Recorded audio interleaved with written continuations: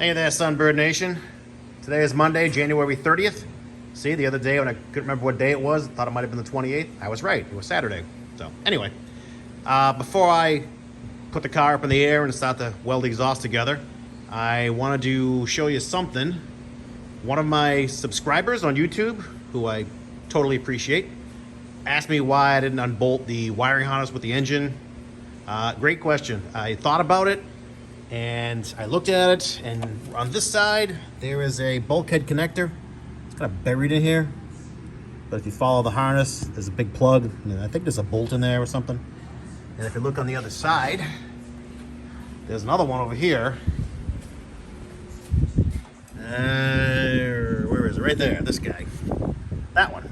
And buried in a seam sealer, there's probably a bolt in the center. And you can see that it's almost like two halves come apart. I recall back in the early 2000s when I bought this car, you could find tons of these in the junkyard, so I used to go scavenge motors and parts and all kinds of shit for them. I tried to do that on one or two of the motors I bought for spares, and I remember having a problem with one of them. I can't remember what it was exactly. I want to say when you unbolt the harness from the cowl, that the harness continues on the other side. It doesn't unplug. I could be wrong. It's been a long time, but I know I have a harness at home that has both plugs in it, or if you want to call it a plug, it's a bulkhead connector. And the other side has the harness cut off. It's a real fat, thick harness. So I remember thinking, oh boy, there's a reason I did that. You know, sometimes I hack things, but I'm not that bad a butcher, my God. So if you look at this side again, I'm gonna guess that's a bolt right in the center, right there. But if you look to the left and right, I also see, Jesus, I get the friggin' light in there. You see there's like a screw right there?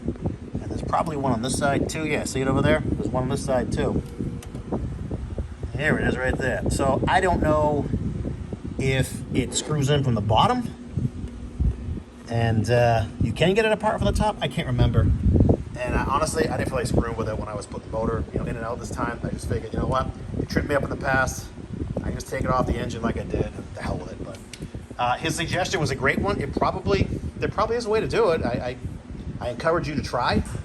If I wasn't such a lazy pussy sometimes, I would have tried it myself, but I've had enough. I just want to get this thing fixed, do some hypo stuff to it to make me happy, and I'm done. I don't want to suffer over this car any longer than I have to. I mean, I have two other cars to maintain, my 442 and my Firebird, so I got plenty of junk to keep me busy for a while.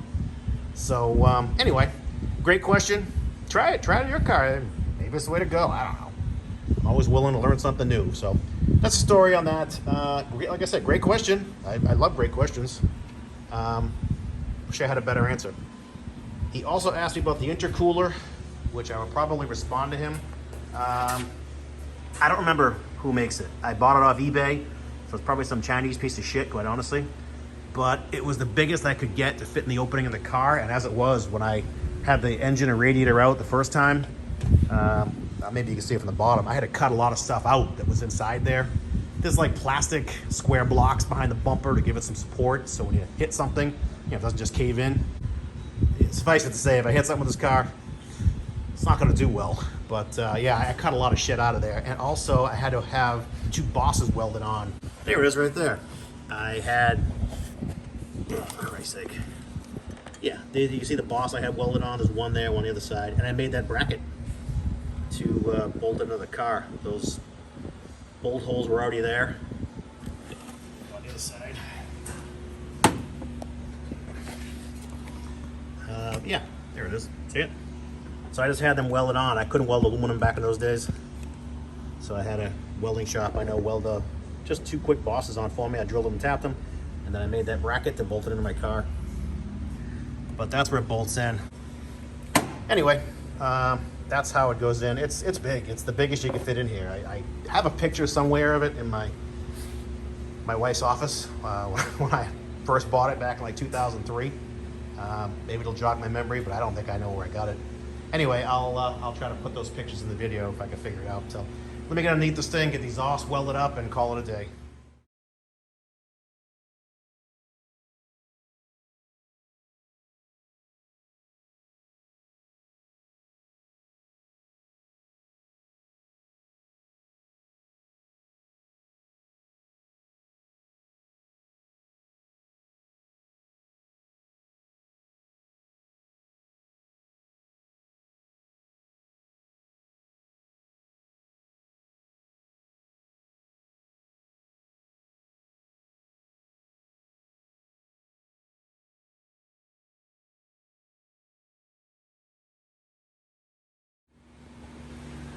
All right, Sunbird fans, I got the exhaust back in the car. I cut the front part off it, and you can see that I'm about 3/8, maybe ½ an inch from where I want to be. It's gonna come forward.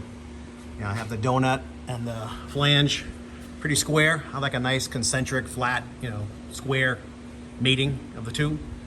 So I cut it free there because I figured that the rest of the pipe should be okay. I mean, I may tilt it up a little bit more so it's not so down right there.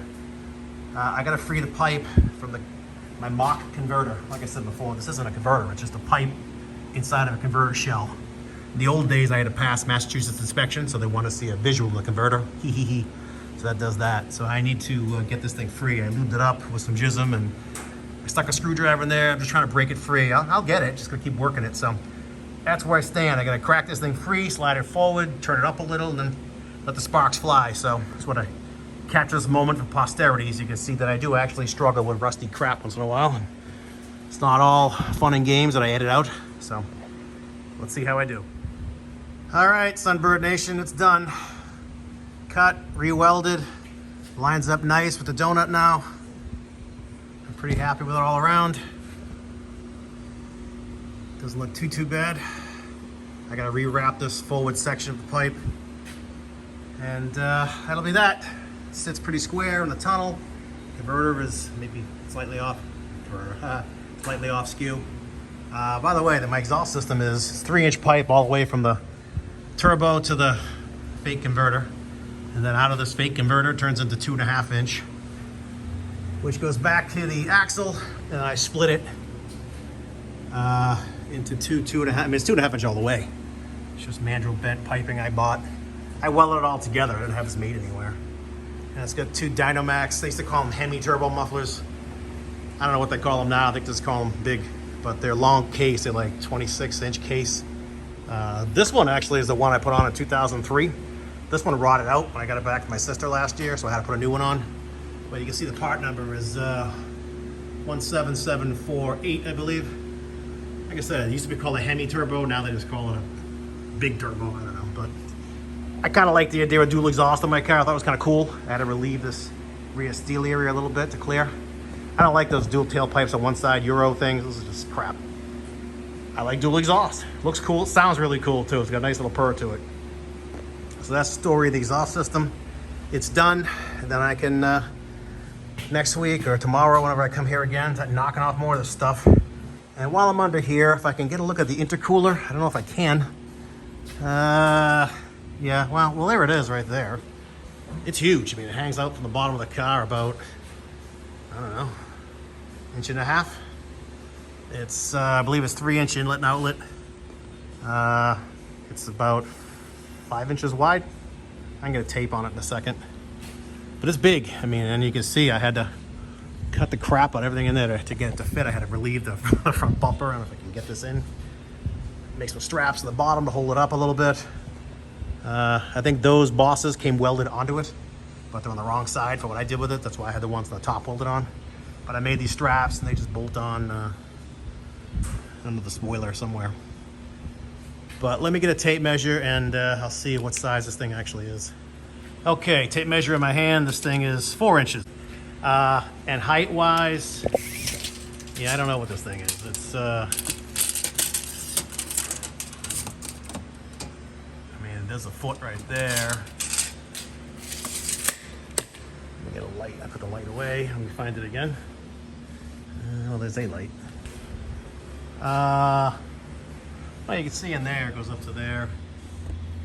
It stops right there. So you put the tape back in, all the way to the top. Yeah, it's just over a foot. So I had to cut a lot of the stuff out to make it fit. The metal bracket right there, I had to cut the shit out of that to make it fit. It did want to fit, but you know, it does fit now. I mean, I've been doing this thing for years. And width-wise, yeah, there's a good shot how much I had to cut out of it.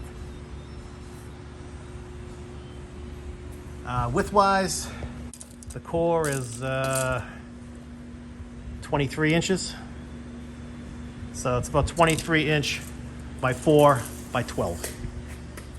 It's big. I've had it on here, like I said, for a long time. I probably bought it in 2004, that area.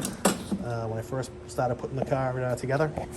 And it served me well. I never had a problem with it, and I ran up to 26 pounds of boost in it at one point. So I can try to find some pictures of it out of the car. They'll just show you what it looks like. But one other thing I'll show you is I had to move the mounts for the condenser, because the condenser was right. I mean, originally I took the AC out of the car, and I ran it like that until about 2012. My sister said she wanted it back, and I was kind of tired of playing with it anyway, but she wanted the AC back in. So I had to stick it all back in, and I had to make new mounts for it there. I mean, I just made the old ones fit because the radiator was pushed back as far as it would go. So I had to move the intercooler a little bit, move the radiator a little bit, and make enough room for the condenser to fit. But it's in, and I used the stock mount, and somehow I made them work. I have to get a flashlight. Once again, just keep it in my hand, Jesus, at this point. But, oh yeah, they just mount under the spoiler too. Oh, right. Oh, I made brackets for it. There they are. Look at me, huh? So I made that bracket just to keep it from, you know, falling anywhere. And you can see up inside there, it's, wait, I don't know why you can't see what I can see. Maybe this thing has to zoom out, but you can see up there. Oh, boy. I feel like I'm limboing. This hurts. Not as young and bendable as I used to be. But it fits. There's plenty of room, I guess. And this is as good as a mile, right? So it's in there. All right, I'm done. I'm gonna go home and get some lunch, and then do some actual work. Now that I'm done with the Sunbird stuff today. So again, I hope the video didn't make you too dizzy, but I'm trying to, you know, do too many things at once. So the exhaust is done. Next time I can finalize some other crap, put the axles back in, and get it running shortly. Thanks again for watching. See ya.